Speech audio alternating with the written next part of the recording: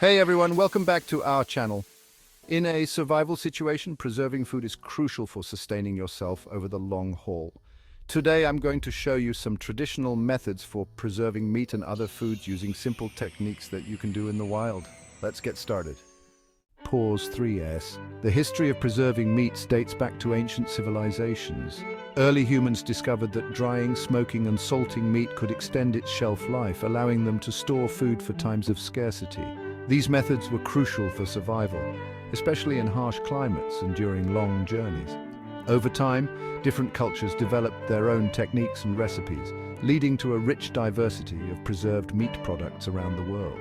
From the biltong of South Africa to the pemmican of Native American tribes, these traditional methods have stood the test of time and continue to be used today. One of the oldest and most effective ways to preserve meat is by making jerky. This ancient technique has been used by various cultures around the world for centuries, ensuring that meat could be stored and consumed long after it was initially harvested.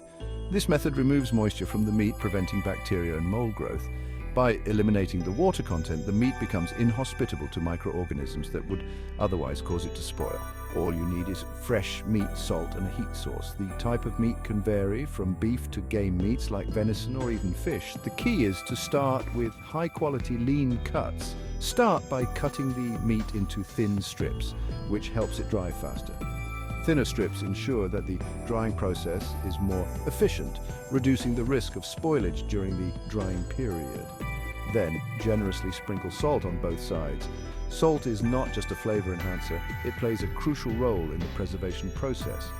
The salt acts as a preservative by drawing out moisture and killing bacteria. It creates an environment where bacteria cannot thrive, thus extending the shelf life of the meat. Next, we'll set up a drying rack over a small fire or in a sunny, dry spot. The heat source should be consistent, but not too intense. You can use sticks to create a simple frame and lay the meat strips on top. This allows air to circulate around the meat, aiding in the drying process. The goal is to dry the meat slowly, so avoid direct flames. Direct heat can cook the meat rather than dry it, which is not what we want. This process can take several hours to a couple of days, depending on the weather and thickness of the meat. Patience is key here. Rushing the process can result in improperly dried meat. Once the meat is dry and leathery, it's ready. The texture should be firm but not brittle, indicating that it has been properly preserved. This jerky can last for weeks or even months if kept dry.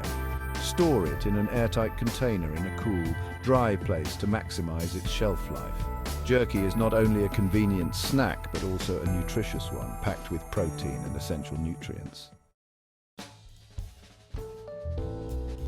Another excellent method for preserving meat is smoking. This ancient technique has been used for centuries by various cultures around the world. It not only extends the shelf life of the meat, but also enhances its flavor, making it a favorite among outdoor enthusiasts and survivalists. Smoking meat not only preserves it, but also adds a rich, smoky flavor that is hard to replicate with other methods. The process infuses the meat with a deep, savory taste that can make even the toughest cuts of meat delicious. To get started, you'll need a fire, some green wood or branches, and a way to suspend the meat above the smoke. The green wood is essential because it produces the necessary smoke without burning too quickly. Begin by building a small controlled fire using hardwoods like oak or hickory. These types of wood burn slowly and produce a steady, consistent heat, which is ideal for smoking meat. It's important to avoid using resinous woods like pine, as they can impart an unpleasant taste to the meat. Resinous woods produce a lot of soot and can make the meat taste bitter and unpalatable. Once you have a good bed of coals, place green branches over the fire to create smoke.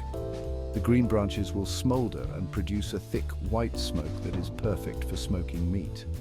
Hang the meat strips above the smoke, not directly over the flames. This ensures that the meat is cooked slowly and evenly, allowing the smoke to penetrate deeply into the meat. The key to successful smoking is to keep the temperature low and the smoke consistent. This process, often referred to as low and slow, allows the meat to absorb the smoky flavor gradually. Smoking meat can take several hours to days, depending on the thickness of the meat and the temperature.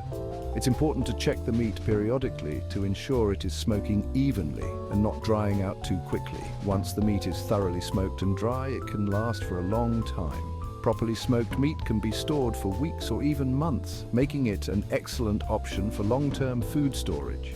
Just keep it in a cool, dry place. This will prevent any moisture from getting into the meat and causing it to spoil. In the wild, you can store your smoked meat in a makeshift container or hang it in a dry, shaded area to keep it safe from animals and insects. It's not just meat that needs preserving. In fact, fruits and vegetables are equally important to consider when planning for long-term food storage or survival situations. These foods provide essential vitamins and minerals that are crucial for maintaining health and energy levels. In a survival situation, you might also want to preserve fruits and vegetables. They can be a vital source of nutrition and can help keep your diet balanced. Preserving them ensures you have access to these nutrients even when fresh produce isn't available. The drying method works well for these foods too. Drying is one of the oldest and most effective methods of food preservation. It removes moisture, which inhibits the growth of bacteria, yeast and mold, thereby extending the shelf life of the food. For fruits like apples, berries or bananas, slice them thinly and lay them out on a drying rack or a flat surface. Thin slices dry more quickly and evenly, ensuring that the fruit retains its flavor and nutritional value. You can dry them in the sun, in a low-heat oven or near a fire. Each method has its own advantages. Sun drying is energy efficient and natural, while oven drying offers more control over temperature and drying time. Drying near a fire can be convenient when you're out in the wilderness. For vegetables, blanching them briefly in boiling water before drying helps preserve their color and nutrients. Blanching stops enzyme actions which can cause loss of flavor, color and texture. It also helps to clean the surface of the vegetables, killing any microorganisms. Dried fruits and vegetables are lightweight, easy to carry and last a long time. This makes them ideal for survival situations where you need to be mobile and can't carry heavy loads. They also take up less space, making them convenient for storage. They're great for adding variety to your diet in the wild. Having a mix of dried fruits and vegetables can make meals more enjoyable and nutritionally balanced. Plus, they can be rehydrated and used in various recipes, adding versatility to your survival cooking.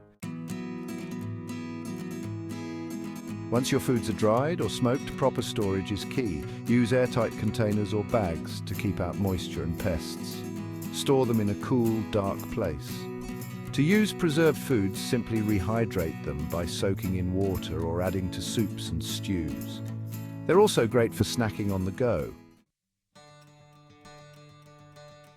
And there you have it. These traditional methods of food preservation can help you stay prepared and well-fed in any survival situation. Thanks for joining me today. If you found this video helpful, don't forget to like, subscribe, and hit the notification bell for more survival tips and tricks. Stay safe and see you next time.